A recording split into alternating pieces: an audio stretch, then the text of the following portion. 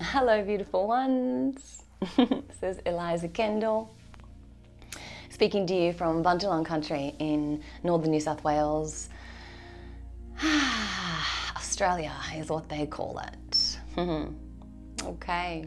It is the 20th of January 2021. And here we are. Here we are, and then here we are, and then here we are, and then here we are again and again and again in every moment. I am on my first official day back at work.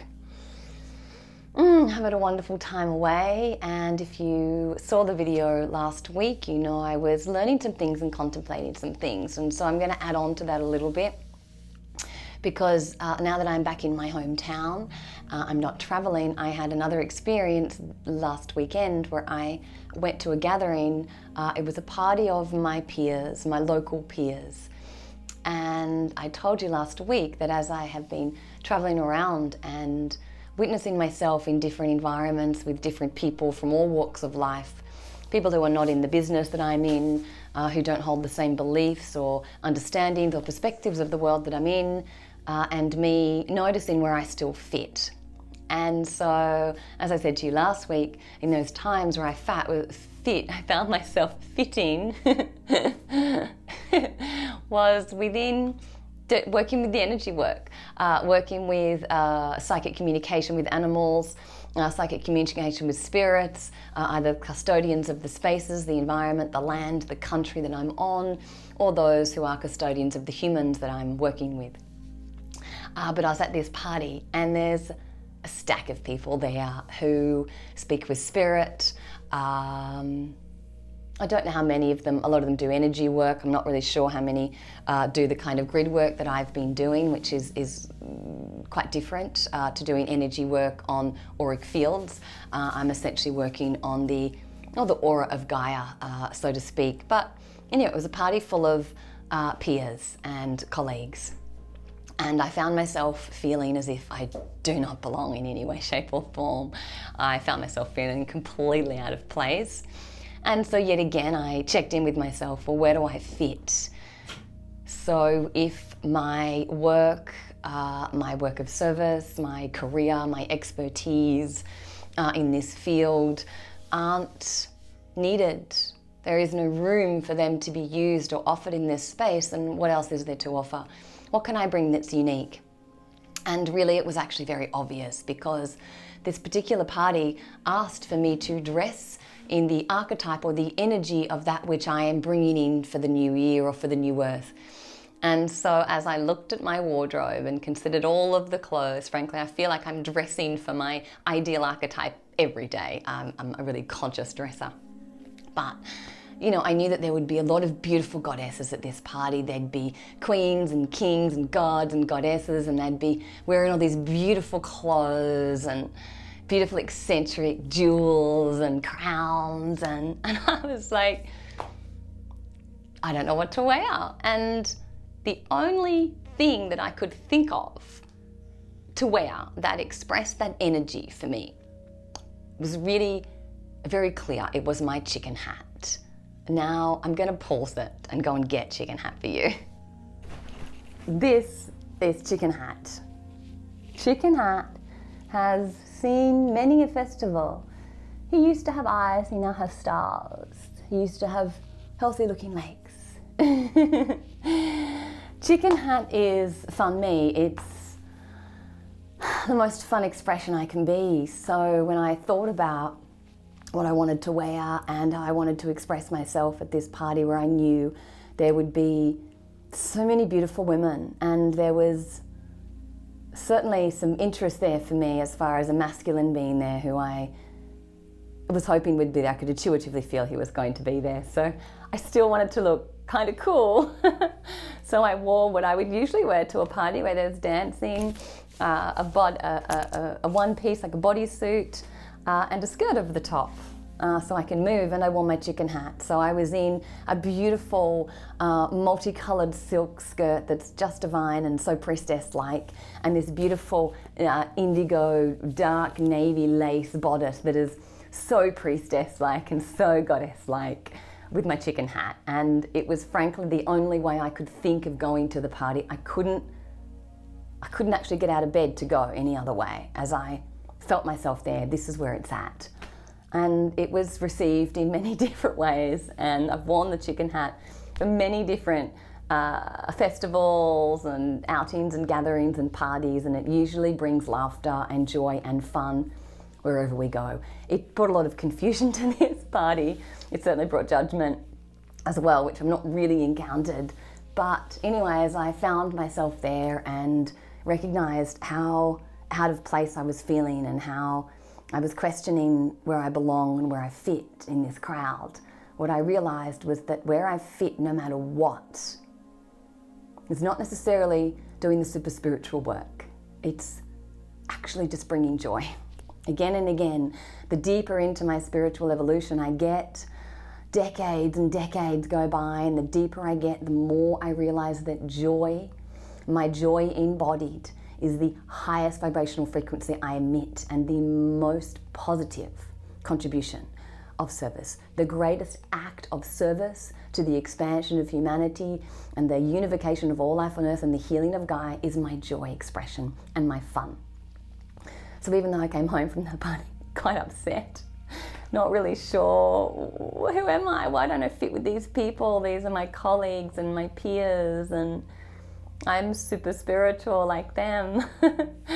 I realized that part of my uniqueness comes in my ability to not only dive deep into the deepest of the shadow places, but also to play in the surface and allow that to be okay, to recognize that fun and joy and playfulness are also pathways to evolution, that fun and joy and playfulness are also worthy of your energy and time, that fun and joy and playfulness cut through the conceptual mind and allow for the soul to awaken. It excites the soul.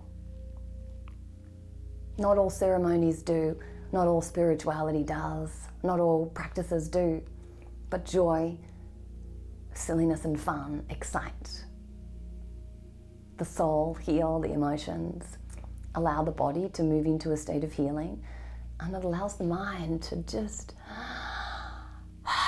unfurl. Yeah.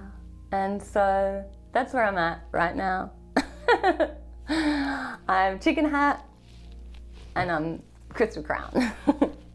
And thank goodness I'm still right in those polarities, and I found my place on the spectrum of all things. And I'm feeling really good about that. So okay, now, there have been some things that have come up this week, last 2 weeks, that have been presented to me by some friends and peers as well, around some of the intel that they're getting around some of the collapse of the structures and systems on our planet and how that will impact us and how we can be prepared for that. So I'm really curious about that as well.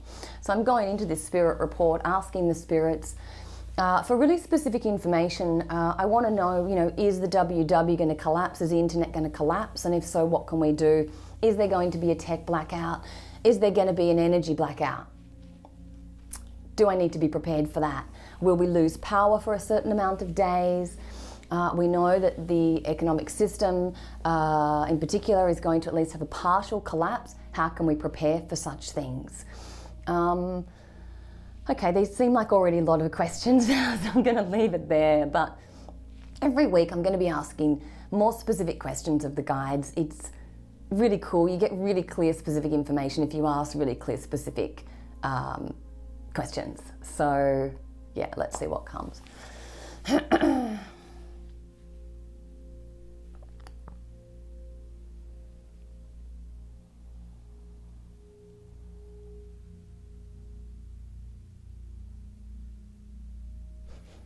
Mm-hmm.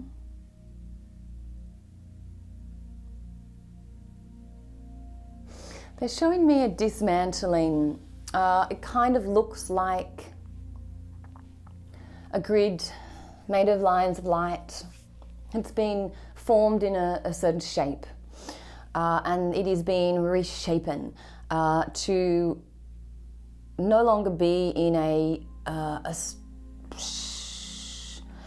the reshaping it's kind of like it's going from having all these jaggedy bits stepping up and all these different kind of levels to becoming very smooth and like a wave. So it's kind of going from this like up, down, all over the place grid work to being one that is all aligned and all really beautifully smooth, but is also just moving and in the shape of a wave. And that will essentially form the entire grid of the planet. I can see it there forming the grid work of Gaia. But also there's another grid being made. So the one in the internal, let's say, life force that holds Gaia, that I want to say matter is built on top of, that is also restructuring kind of from the inside out. But I'm seeing now, and they're showing me another web, so to speak, or grid work that is around the outside, around the atmospheric layer of the planet. And that's also being repaired, but there are holes in it. And they are showing me what looks like spears coming through the holes, being sent to Earth, essentially trying to interrupt the repair and restoration of this wave-like grid to formulate. And so, okay, well, because they've shown me this now, I'm going to see what I can do in order to stop these spears coming in. Okay, good. And so, okay, thank you. And so, thank you. So what they're saying is that the reason why they're showing this is because this is a macrocosm of what's going on at the microcosmic level within ourselves. And so not only are we having a restructuring from the inside out as far as the, let's say, recalibration to our ideal blueprint of the self, but also in the external, the further reaches of our auric field, of our toroidal field, are also having a restructure and a reboot and a reshake. And this is, of course, going on with everybody. And so it will manifest in different ways for different people. It's part of what they want us to know. And so what they're saying is, as an answer to the question as far as, you know, how can we be prepared? Excuse me, thank you.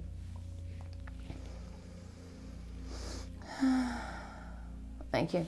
As far as how we can be prepared for this, again, it comes back to being prepared on an individual level and getting your house in order. So getting your house in order means ensuring that you've tied up the loose ends that keep you anchored into an old way of governance. So they're showing a few things here.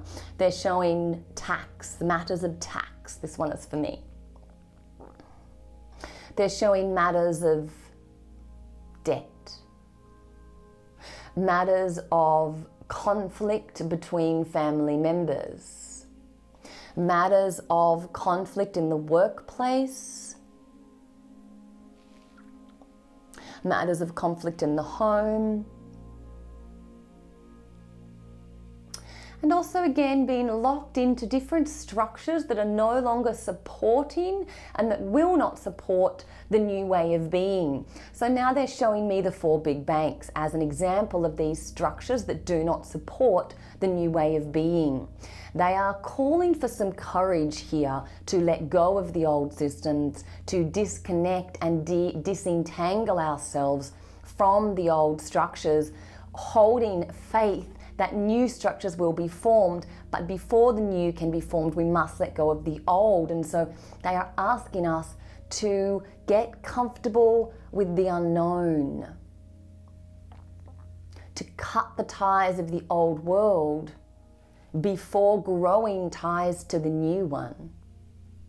So clearing up where there is conflict, making amends where amends needs to be made, and also tying up the practical loose ends as well in regards to banking, money structures, getting yourself in a stable position where you have different investments in different avenues. Property is good, but it is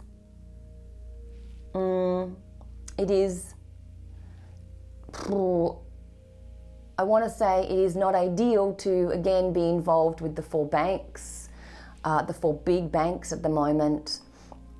They will experience a collapse, and that will impact people whose finances are very tied in with those four big banks. So even if you are maintaining some connection with them, have other spaces, other places where your money is invested and where you have some finances or some investment. And getting everything really tidy is what they keep showing me. It's really important that we're ensuring that we tidy up the loose ends from the old paradigm. And they're kind of letting me know that there's a lot of us who are not really doing this. We want the new so bad, and we've been working for the new so bad, but we're not stopping here and making sure that all the things from the old and all the things from our past that we haven't yet quite understood, or we haven't fully integrated, or again, we haven't really gotten to a neutral or a positive state. So if there's any negativity with you, if you have any negative thoughts going into the past, going to other people, situations, tidy them up. This is what we will need in order to navigate the changes. We need to have our life force energy anchored into the moment. We need to have our mind and our thoughts anchored into the moment, and we need to have our nervous systems very, very, very, very, very, very, very, very, very well nourished. Very much keeping on top of the nervous system, particularly for all light workers, particularly for empaths or sensitive. Very important that we are nourishing the nervous system. This is going to maintain our clarity, our mental acuity, and our energy and sunniness, so that we can also stay as way showers and pioneers. Okay, good. And yeah, they are unable to predict exactly how things will be changing and shuffling, but they're kind of saying, look, anything can change, and any of the systems may need to be paused or shut down in order for a reboot to happen. And so there is a recommendation to back everything up, computers, phones, clouds, remove anything and put everything onto hard drives or hard things, so that if that does occur, you can still re-access any information that you have stored in those areas. They are also asking us to kind of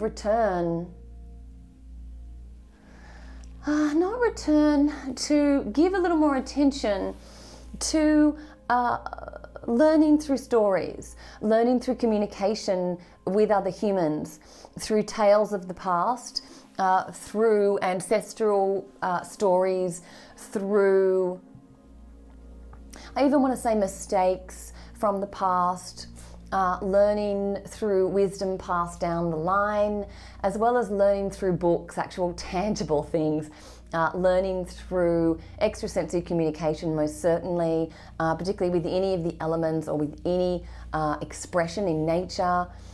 They're really wanting us to turn our attention to these ways of receiving information now, and to reduce the amount of information we receive through the internet. And part of the reason why is so that it is not such a shock when that cuts off. There's a high possibility that will happen. And so, you know, it's really called for that there is a renewal of the way that we look, seek, search, and try to find information and knowledge. Okay, let me see.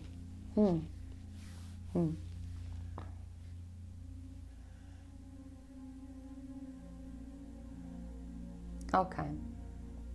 Look, they're kind of confirming that it is a really high probability that there will be an outage that will impact some countries, others it will not. It will impact different people in different way, but there will need to be a shutdown at some point.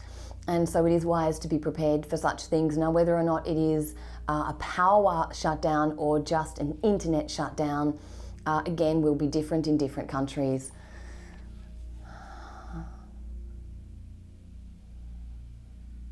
And everything that they're talking about is really the next 3, 6 to 8 months.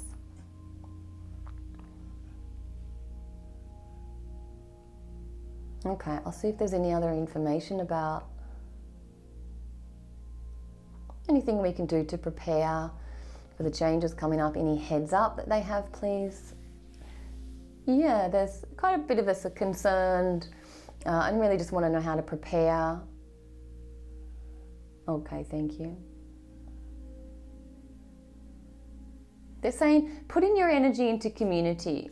They're showing me circles and circles around you in the direct environment. They're showing me, instead of sending your energy to other parts of the world, instead of thinking about other parts of the world, instead of wanting to help other parts of the world, put your energy now for the next 6 months into community, into those who are directly in front of you, those you encounter and engage with moment to moment.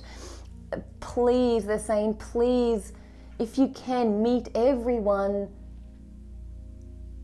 I want to say with love, but they're also sort of saying with neutrality, with acceptance. If you can, meet everyone from a loving place, no matter what they think or what they choose or what they do with their body or what they don't do with their body, what they choose to believe in. You have no need to try and convince other people to think the way that you do. It's not appropriate for you to be trying to convince other people to do certain things and follow certain pathways. It is more appropriate, however, to understand what is the best pathway for you moving forward and why it is the best pathway. And if the opportunity to share that with others is there and they are willing to receive it, then share it. But if there is no receptivity, there will always be receptivity in another human for love and acceptance. And this is the most important thing to be cultivating now, is love and acceptance. It's not necessary for you to overeducate yourself, to overstimulate yourself with worried thoughts or projections about what may or may not happen in the future. It is much more advisable and advantageous for you to put your energy into creating the environment and the community that you want right in front of you. I don't know who that was, but they were holding my hands like this the whole time. Like quite studious. Okay, I'll see if there's anything else. They're quite happy, but I've got a few here who also want to speak more. And now that I've sort of put it out there, part of what I want is to get more clarity, more clearer guidance on how we can really deal with the things that are coming and the changes that are coming, and also, heads up and any information they can have, they can let us know that it's appropriate for us to know as well, because sometimes it's not appropriate for us to know one trajectory or one timeline when it's better for us to be feeding into a different one, so we have more of a chance to make that one come to fruition. But whatever it is they can share with us to help us and to alleviate any worries or fears that are out there as well with any of you or with any of us, then I'm really going to be doing that. So as I've set that intention, I've kind of got a bit of a panel forming. I like it when they do. So they get a panel forming and then they kind of consult and collaborate about what they want to share. So I'm excited about that for next week, and thank you for being here. They're actually behind a panel now. I really appreciate you showing up and speaking with us. It's really cool. We have many more questions for you, and I'm going to see if anyone who's watching has questions as well, and we can, get some answers. I'll speak with you again next week. And I'll speak with you again next week as well. Please do let me know if you have any questions in regards to, any of the stuff. It's like big collective journey right now. So if you've got any questions in regards to collective stuff, even if it's a personal question, it's usually relevant as well, right? Because we're all doing the same thing in our own way. So cool. All right, lots of love. If you want to check me out, elizakendall.com. I'm a psychic medium. Maybe that's obvious. I do psychic sessions as well as clinical hypnotherapy, quantum healing, hypnosis, past life regressions, and spiritual mentoring, as well as quantum healing in a separate session. So, if you have any questions for me or if you have any questions for spirit, let me know. Okay, lots of love. Talk to you soon.